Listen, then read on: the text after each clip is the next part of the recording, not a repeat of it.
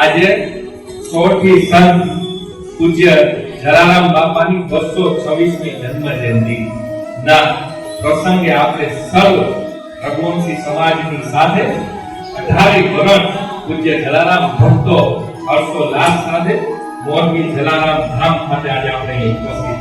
ત્યારે એક તરફ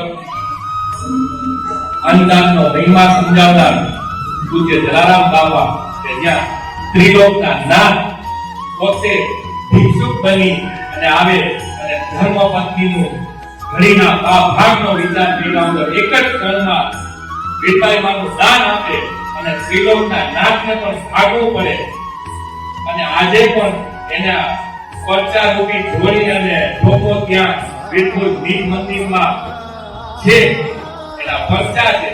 એવા સોરઠી સંત પૂજ્ય જલારામ બાપાની દાતારીના વારસદાર એટલે રઘુવંશી સમાજ.